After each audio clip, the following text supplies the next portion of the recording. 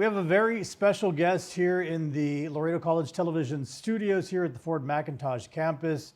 Our guest is a photojournalist who started at the Laredo Morning Times in 1985, moved on to San Antonio and worked for the San Antonio Express News in 1993. He has received multiple awards for his work in photojournalism. He's covered events in Laredo, San Antonio, Mexico, Central America. He's received multiple awards for his work, as I mentioned, including the National Press Photographers Association's prestigious Morris Berman citation, which recognized his outstanding contributions to visual journalism. In 2015, our guest was part of a team of San Antonio Express News photographers named as a finalist for the Pulitzer Prize in Feature Photography for their work documenting the journey of Central American migrants. And just recently, in August of this year, our guest was honored with the Henry Guerra Lifetime Achievement Award by the San Antonio Association of Hispanic Journalists, celebrating his career and influence in the field. But before all of that, it all started right here at what was Laredo Junior College. Jerry Lara visiting us from San Antonio. Jerry, good to see you. Thank you for coming to Laredo College. Thank you for having me. What an honor. Those were just some of your accolades. Obviously, you've done a lot of work since you began at the Laredo Morning Times, and throughout your career, you've been recognized by a lot of other organizations. But this most recent award, this Lifetime Achievement Award, was really a kind of like a culminating moment for you, wasn't it? It was something really special. As I mentioned earlier, all my life, I've kind of worked behind the scenes, shied away from publicity, part of our job, as photographers. To be seen by colleagues in such a light was something very special. And I knew Henry Guerra. I got to photograph him. And he was like this persona in San Antonio. And most of you might not have heard of him, but if you went to the Alamo, you would hear a narration of the Battle of the Alamo. That was his voice that you would hear. And the Lifetime Achievement Award is named after him. He was the first recipient, actually, and I don't know what they called it then, but but he went on and they named the award after him. So yeah, it was very special to receive that honor. I wasn't expecting it, obviously, and like I said, to be seen in that light by your colleagues is very special, I understand you picked up the camera first here on this campus, which was Laredo Junior College. Is that true? Is that accurate? That is true. I came to back in LJC. It was I had wanted to be a writer. I remember, and I took a journalism class or a photography class with a professor called her name was Lori McVeigh, and she handed me my first camera, the K1000 Pentax. That's a workhorse. I mean, you can drop it, kick it, it keeps working. And just by chance, I won an award with it. It was a statewide award through UNAM, University of Mexico, out of the branch out of San Antonio. I won first or second place statewide, and it got me hooked, with the craft of photography. And from there on, I just took it and ran with it. Yeah. You were born and raised here in Laredo? I was born and raised in Laredo. Product of LISD. You went to Nixon High School? Nixon High School, yes. Elementary, middle? Buenos Aires, Lamar. There you go. Yeah. And of course, those campuses have all changed drastically. Yeah. But yeah, I started in Buenos Aires and went on to Lamar and then Nixon. Here, I remember our course, the photography course was at the Kazen Center. And it was, as you walk in, what I can remember is you walk in there, you have the staircases, and it was on the right side at the corner, what was a classroom / darkroom. And it was perfect. It was a perfect place to have if you were really into doing what you wanted to do, because what happened is Friday night, sometimes they would have dances, right? And that would allow us to, I could be there till midnight when the dance was over, working in the darkroom, on photography. It allotted you that extra time to be. Yeah, while they were out there having their dances, and it was, to me, it was so satisfying having that time, to be able to do what I wanted to do, know. So it was a perfect place to learn what a lot of my colleagues went through through this career starting in high school. Yeah. And I didn't, I started late in life. So it hadn't crossed your mind before you came to Laredo No. College? No, Like, no. You didn't think, I want to do photography? No, I wanted to be. stumbled I into wanted it. to be a writer. And like I said, once I took up the camera, I never put it down. And it started here. Just to me, it was a perfect place. And Was it your own camera, or did no, did they no, it provide was. them here? Yeah, the college had some equipment, back Yeah. then, and We still do. yeah. And then the thing is, it's like, yeah, you talk about equipment, the best of this, the best of that. If you have a camera with a lens, you can get a picture, Yeah. and that's what it takes. I mean, if you work at it, develop your vision, your eye of what you want to capture, you can do with almost any camera. Now, once you get into the details and farther down the road, then you can look at the Sure. expensive equipment and that'll work for you. But when you're starting, that's fine. Once you picked it up and you have that feel of the camera and how it works, at what point did you realize, I think I want to continue to do this as a career? Well, I mention this quite often. So I picked up the camera here, and now I want to become a photographer, right? And I started looking at where do I want to go? Where can I go to get to be able to work in this field? And back then, UT Austin had a good photojournalism program. His name, the professors, Dennis Darling, J.B. Colson, the head of the department. I wanted to go there. And I remember traveling back and forth from my house. I grew up close to the old Mercy Hospital, coming down Corpus Christi over Zacate Creek, and in your mind, you're thinking of what you want to do, and there's all this doubt in your mind. There's all this doubt in am I doing the right thing? Can I do what I want to do? And I know that a lot of kids right now, at this level, where they're at, they're going through the same thing.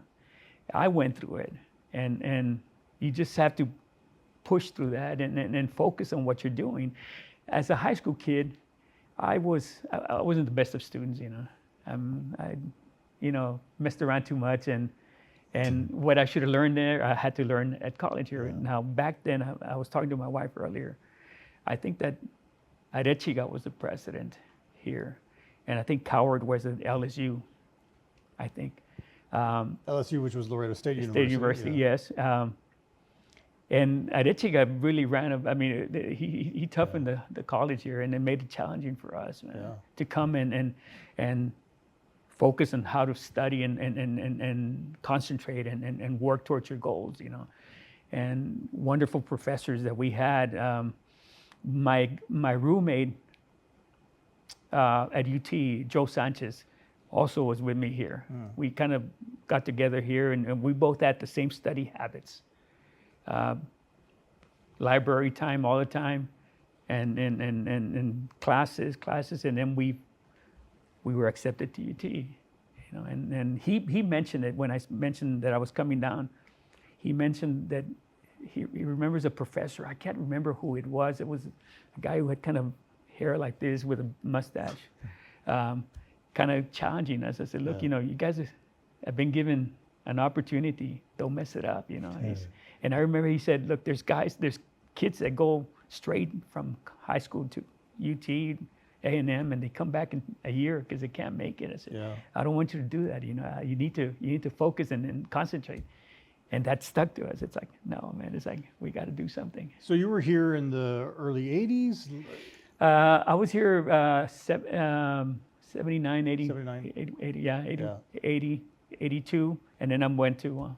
Back at Nixon, did you know you wanted to go to college? I mean, Well, you knew you wanted to be a writer, but did you know? No. That happened when I came here, In high school, I was just so lost, I mean... So you just came here because you figured... I'm gonna go to- Well, and this is another thing I like to tell. It's like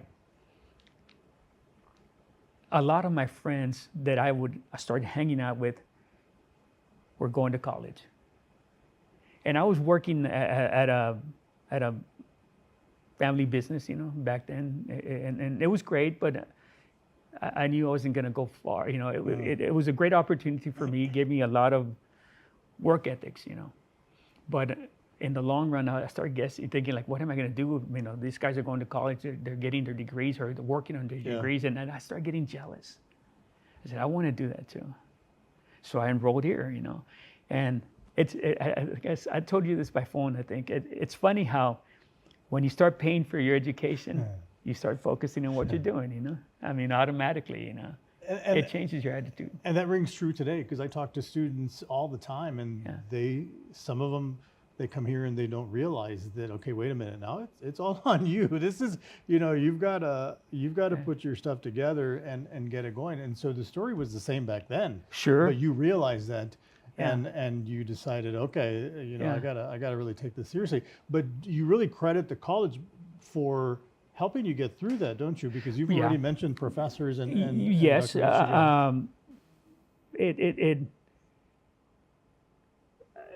not to sound, you know, arrogant or anything, we weren't dumb kids, you know. Yeah. We had some smarts to us. We just had to be able to focus, and we just didn't know how to do it, you know. I mean, we were kind of lost, you know, partying here and there, and we got here, and this college taught us that, the basics of, like, you know, on what it takes to get an education, you know. And there was good. I mean, I remember now Dr. Thompson, Mitchell, I think was another one. Tom Mitchell and Jerry Thompson. Yeah, I think they're at TAMU now. I believe so, yes. And some other professors. I mean, there was one that taught geography. I can't remember. I just remember these people, you know. And of course, McVeigh, the journalism. Yeah. They set that foundation to be able to succeed at a higher, you know, at UT. You know, and now in this case, you can do it here, you know, with a 4-year degree. My understanding, you know, So, what was campus life back then? I'm kind of curious. 1979, 1980. It was very different, you know. I mean, I haven't seen the campus here now, but well, but the overall vibe, it was pretty. It was pretty. No, I mean, we had a basketball team. Yeah, that's right. You know, we had a basketball team, and it kind of, I mean, the people in volleyball team too. So it kind of gelled around that, you know. And I got to photograph that. My first time I covered sports, you know. Yeah. Was that basketball team. Which you had a chance to do later on in your career. And yes, it led to professional sports. Yeah. You go to UT, you finish your degree there, and then you come back to Laredo. Yes. I had student loans, but one thing that helped us a lot, and Joe Sanchez reminded me, my roommate, we were able to get good grades here. And we were able to get the DDA Trust scholarships, and that helped a lot. But we still had to get loans, you know. But nothing compared to what kids are having to get nowadays, you know. But I came out with student debt, you know. I did, you know. So I went to work. I was able to get a job at the Laredo Morning Times with Cuate Santos as the chief photographer, and that was a big guiding light for me because, I mean, newspaper work is very different, you know. Very different, and although I did get a journalism degree, once you get yourself on the ground running, it's a very different feel, you know. And Laredo Morning Times was a small paper where there was a lot of work, you know, a lot of demand for a lot of stuff that you didn't want to do, but you have to, you know. Well, times were different back then, and the coverage was different. We're talking to Jerry Lara. Jerry Lara was a student here at Laredo Junior College, 1979, 1980. He's an award-winning photojournalist who spent a lot of his career at the San Antonio Express News. And Jerry, I want to talk about that title, because I could have said photographer, but you're a photojournalist. There really is a difference, isn't there, between a photographer and a photojournalist? Yes. You, as a photojournalist, you do contribute a lot with the reporter working on a story, you know. So the basis of a newspaper job involves a lot of mundane stuff. At this level here in Laredo, you might be taking pictures of houses, real estate pictures, you know, products, cars, or whatever. In San Antonio, it becomes more of having to cover city council meetings, school education stories. And then you have what they call project work, where you actually work on a story it can be anywhere from a week to a year working on a story. And at that level, you develop a sense of what you're working on to where you contribute a lot to the story also. And as we're doing interviews, you're also asking questions because you have to know what is, sorry. No, you're good. You have to know, which way it's going and how you can further your story visually, So yes, it is very different than just a photographer. Now, I don't do weddings, I don't do baptism, and nothing against it. There's a photographer in San Antonio that I know. We had lunch with him, wedding photographer. He does this fantastic work as a wedding photographer, and it's a lot of work, man. So yeah, there is a difference. You mentioned working with the reporter. I've seen your work. Sometimes, a lot of times, a photo tells its story on its own. A photo can tell the whole story just by looking at it, correct? Yes. And I've seen a lot of your photos that do that. Yeah. How do you find those moments? How do you capture that? Well, the first thing is you got to be there where the story is, and you're trying to remember. There's a lot of media involved. There's TV, there's newspapers, and there's websites, and so you try to want to be the first one on the story. But you have to. I mean, you're constantly scanning around to see what's happening in front of you. Yeah. And one important thing as a photographer, as a photojournalist, is that you become an expert at studying human behavior, reactions to stuff. And I'm talking to him, or he's talking to somebody, and there's a question. There's going to be a reaction because you've seen it so often. It's human nature to react a certain way, So you're trying to capture those moments. I mean, there's a real famous picture of Muhammad Ali, with knocking out. I think I can't remember the other Joe boxer. Frazier, maybe. Joe Frazier, or yeah. The one where he's standing over him? Yeah, with the hand, if you look at the video, that happened in less than a second, If you see the video, you really don't capture that emotion, That's interesting. Yeah. But in the picture, you see it and it stays in front of you and you capture it and it's there forever. Whereas in the video, it just happens and it's done. Yeah. You talk about weddings and baptisms and things like that, Jerry, but you've been all over the world, really, haven't you, to cover major events? Yeah. I mean, so you're not talking about, the wedding that's next weekend. You're talking about you were in Central America, you've been in Mexico. Yeah. I mean, that's big stuff. How do you? Well, I mean, it's part of where you sit in what newspaper you're working for. I was in Syria. I was in Jordan doing a story on immigration out of the Iraq War, migrants leaving, trying to get out of the war zone, and I was with the regime in Syria, and you had to work with permissions, Yeah. I mean, they give you a piece of paper that it's in their language. I mean, you don't know what it says, but there's secret police, and they'll come and they see with a camera, they say, and you just show them the paper, and it allows you to be in certain areas, to work it, I've been in Bosnia, Herzegovina, and were you scared? No. Never. Well, maybe I was stupid, but it's like, but I never thought about it that way. It was more exciting, It was very exciting. As far as like Syria, so when you go to these countries, you try to get yourself what they call a fixer, and a fixer is a person that lives in country that arranges everything for you. Arranges to either see a minister here, see this, take you here, or whatever. So we had this fixer that was really, really tough to work with. They only worked 8 to 5, and didn't want to do this, didn't want to do that. And I was getting really fed up with them, And I told the reporter, Todd, I said, Todd, we're going to be going by this neighborhood where I want to photograph. This is in Damascus. I said, when we come to a stoplight, I'm going to jump out of the car, and I'll see you later, man. And sure enough, man, and the fixer freaked out, man, because the driver kept going and like, where's Jerry? Because she's got to report to the government, And I remember I ended up with this group of refugees, these young men trying to get to Europe, the U.S., wherever they want. They wanted to get the hell out of there, you know. And they were having dinner, and I was able to photograph that ambience, you know, just knowing them. And I just looked at that one of them spoke broken English to where we could kind of communicate. And at the end of the night, I told that guy, "Can you give me a cab?" You know, just tell him. I showed him my business card. I need to go to this hotel, and he got me a cab and just said, "Take him here," you know. And I ended up at the hotel. And that's dangerous because you're in a different country. Well, I mean, it's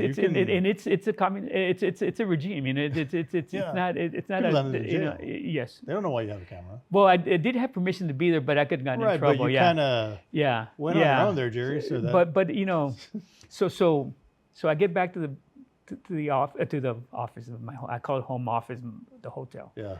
And I told the reporter, "Look, I ran into this group, man. Let's go back tomorrow." And we went, and I remember I saw one of the guys walking down the street, and I said hello to them, and he completely ignored me, like didn't want to be seen with me. And the only thing I surmised is that they were probably visited by the police and said, like, "What happened? What did he want?" You know. Yeah. You know. So yeah, I mean that, and Bosnia, Venezuela. I was there for Chavez's what they call the referendum they had on him. You know, there was a coup attempt. Try to ask Chavez when he first was elected, and then he had this referendum, you know, and those elections. And I was there for 25 days covering it. Jimmy Carter went as an observer, you know. So yeah, that. And How many photos do you get each time you're out there? I mean, No, like at an event, I mean, it's very hard. hundreds, It's very hard to say. I mean, thousands, yeah, no, Oh. thousands. Yeah, definitely thousands. and then you've got to go back and see what Yeah. worked and what didn't. What Yeah, told the so story. in stories like that, when you're working on major pieces like that, you're working very closely with the photo director or the photo editor, and you're seeing what you got. Let's say you photograph 2,000 frames, and you'll come back and they'll do an edit that includes maybe 200, 300, and from there it's edited down to 10 photos, Got it. 12 photos. And then you go out and you need, you know, they'll tell you like you're missing this element of the story. You need to go back and get that. Whereas when I covered the Spurs or the Cowboys, you go and shoot the game, as Guate can tell you, you'll end up shooting maybe 3,000-4,000 pictures, you know, or less, you know, Yeah. and you come out and you end up sending 20, 30. Which you have a very well-known photo of Des Bryant, don't you? I read that I couldn't find the actual photo, but there's a photo that you took of the wide receiver Des Bryant for the Cowboys. I guess, you know, it's like, You're like, I don't know, probably. I mean, it was. I'm sorry. I found it. I mean, I found that look, it was taken. So again, I don't mean to make light of it. I'm really not a sports photographer. yeah, no, But I do shoot sports, you know. But you were in Yeah, San yeah. Antonio, so you've got Spurs championships. You've got. Yeah. Oh no, I covered you've all the got golf. championships. I you know. mean, there's yeah, so yeah. many things happening there. Yeah, I covered all. Yeah. And it's such a contrast. You're just talking about Bosnia and Syria and Venezuela. Oh, and did the Cowboys and the Yeah. Spurs and things like Yeah, that. I mean those were perks to me. You know? Yeah. I mean, because they're easy to do. You know, you go up to Dallas, you go up to, you know, when you're covering the playoffs, you're traveling, you know, wherever they're at, you know, and those are fun. Yeah. They're very fun. They're a lot of fun. And that's dangerous, I would think. Think back, Jerry. Depends. Yeah, exactly. It depends, right? Think back from when you first started taking photos. When did you know you were good? And I know that's a hard question for you to answer. No, I don't 'cause think you're a I'm humble good. guy, but You know. well, I mean, something had to have tipped you off. Maybe it was something somebody said. I'm adequate, you know. You're gonna tell me that to this day you don't think you're good? No, I mean, look. I mean, I'll put it to you this way. That's not for me to decide.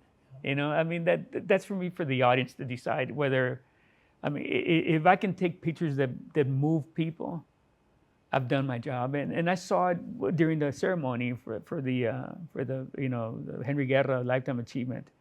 It was a gala at the Tobin Center, and they had the scholarship winners, you know. I mean, there's 15 young journalists that are moving on and getting their careers, and great part of the San Antonio Association of Hispanic Journalists, you know, they provide these scholarships for these students, you know. There was the Esperanza Center that was honored. Jerry Lara was honored, and I was the other one. And so when I went up there, before I went up, they had a slideshow of my photos, and then and then they gave me the award, and I said my speech. Afterwards, people, 2 or 3 people came and they really, honestly, were telling me that they were really moved by the photography. How does that make you feel? Yes, I mean, it's something special. When you're taking the pictures, you kind of think about that, but you're thinking, you're in the moment, and it can be something that's really dramatic happening to where you're taken by the emotions at the moment, but you really don't see the audience reaction because you're separated from them. It's not like a comedian on stage, where there's no you're immediate feeding off the reaction exactly from the photo. But to hear that was very, very, very interesting and yes, satisfying. Okay, so let me rephrase the question. Who was the first person that told you were good at photography? I can't remember if anybody did. Cuate. No, I don't know. You can't. There wasn't somebody that pointed it out like, Jerry, this might be your future. Well, I mean, that was Lori McVeigh. Yeah.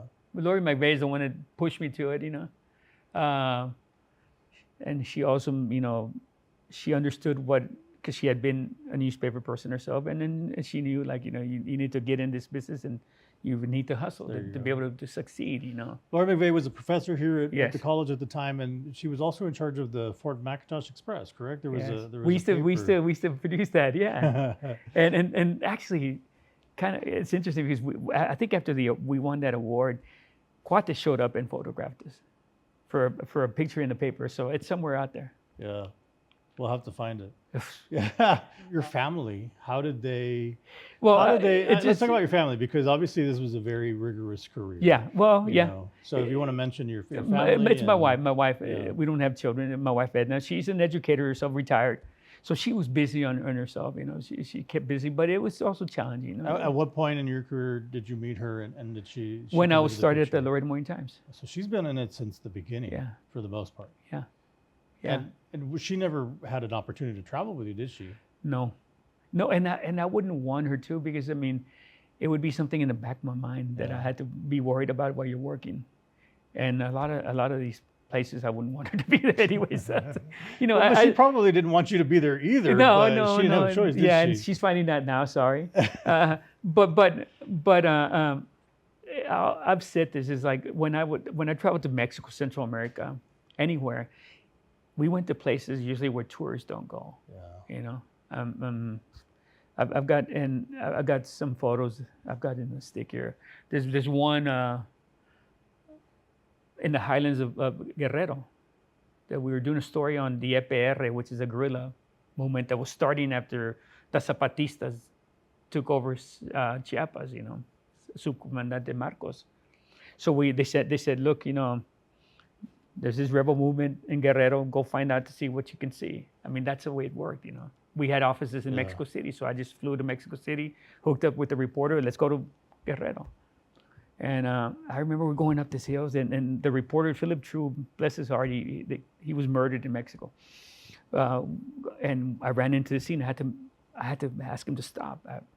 It was these 2 young kids that were plowing a field with these 2 oxen, but one of the beasts was smaller than the other one, and by the time we got there, one of them, the smaller one, was so exhausted that it was just on the ground, couldn't work anymore, and the kid is like whipping it, trying to get it back up, trying to get, like, they have to get it going because they have to plow the field, and that picture just make this impact on me and the story, because it kind of showcase what is going on in the highlands of Guerrero and what is driving this movement for these these guerrillistas, this EPR, poverty, Did it ever affect you so much that you couldn't do what you needed to do? Or emotionally, was there any point where it was like, wow, this is just too much? I don't know. Well, no, it does affect you. That's. But you still do the job. You have to, and we talked about that, especially with Philip True, a lot when we were in these stories of extreme poverty, violence. And then you come off the Highlands and you go to your 5-star hotel, which is really just a regular hotel, but it's a 5-star, and you're there eating bread with these pats of butter, putting them on there, and the disconnect. And we talked about that, how 2 hours ago we were over there where people are starving, and now we're here. Yeah. Is there a guilt that comes over you, or not really? Not a guilt, because it's your job to do the story. If journalists don't do the stories, people won't know about it. As it is, they do them, and a lot of times they still don't know about it. So I think it's important to tell the stories, and it's just, it's a fact of life. That is life. Going on. The equipment has changed, obviously, over the years, but based on what I've heard from you and what I've read and seen, the real camera is right here, isn't it? Yeah. Here and here. Yeah.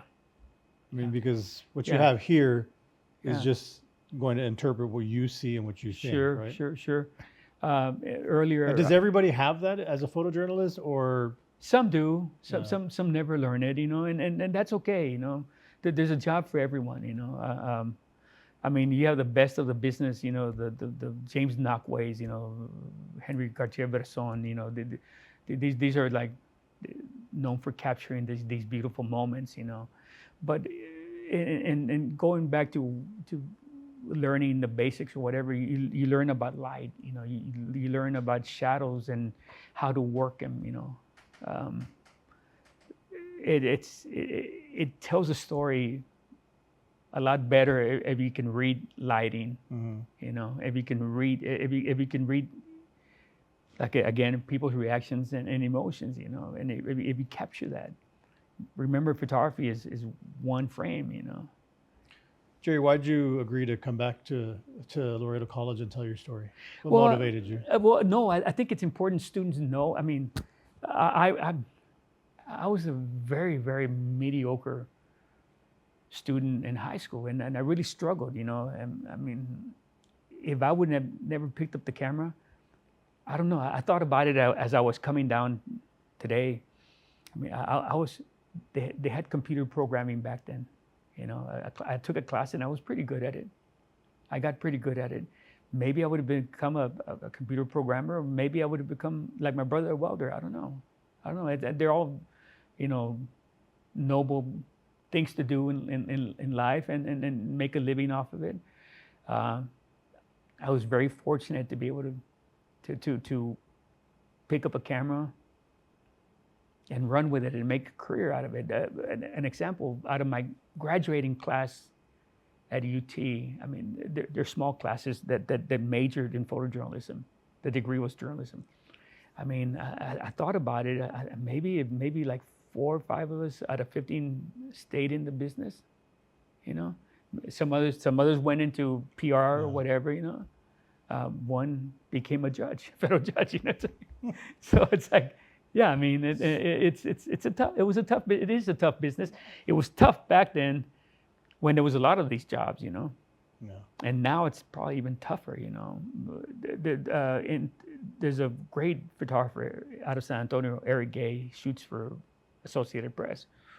We were covering the Spurs one evening, and we worked side by side, and we talked about the downsizing of the business and layoffs come into play, and what can you do to be able to stay in the business if you're laid off. And we kind of agreed that the only way you would do it is to go to a smaller market, because smaller markets tend to be more of jobs available, less pay though. Yeah. I would have loved to stay in Laredo to work. I love Laredo. I love working in Mexico, and I would have been very happy, except that the pay was not there, And then nothing against the local paper. It's just the market, So what's your message to our current Laredo College students? If you had a student right in front of you and you wanted to impart some wisdom. What I've always said is, whatever you focus on, give it your all. You can't go at it halfway. You got to really concentrate on what you're doing. And something very important is surround yourself by people that want to do the same thing you want to do. That's very important.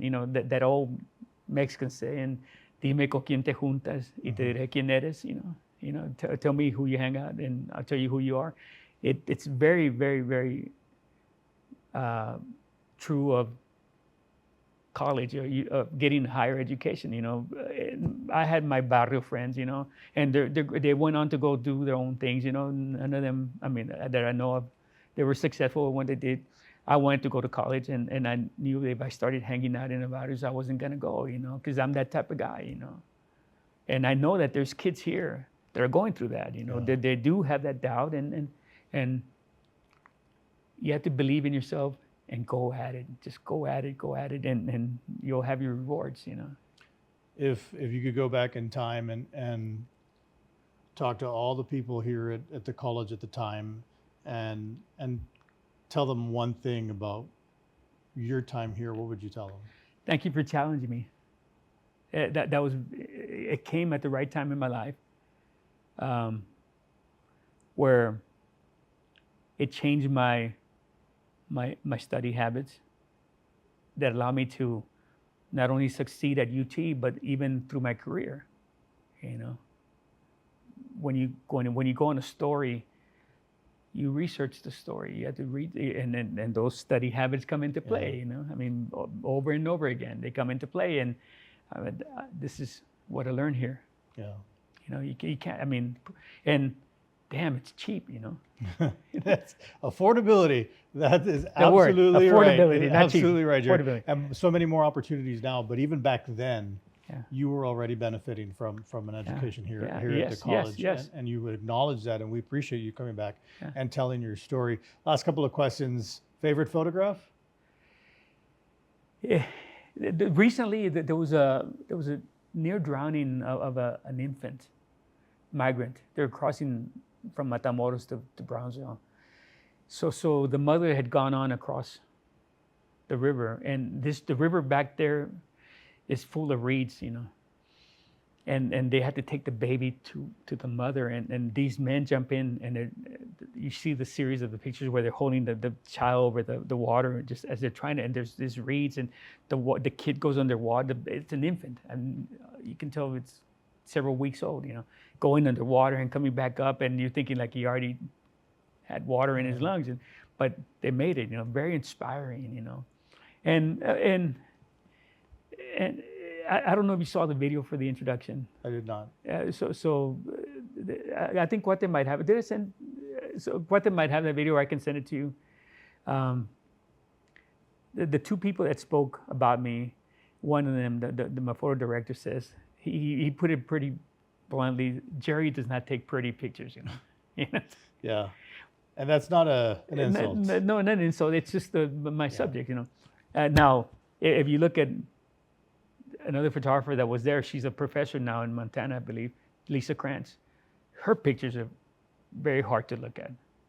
Her project work, I keep telling her, I can't look at them, Lisa. It's like really trying, but very, very effective, beautiful work.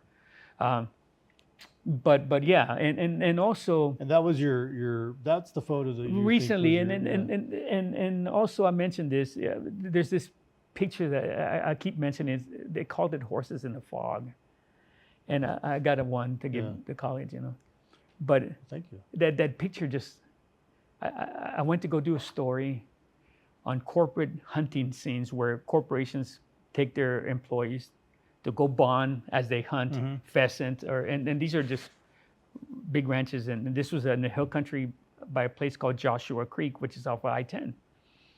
And I show up around 7, because it's an early hunt, And I am at the gate, and I looked up, and there's these horses there. It's by Joshua Creek.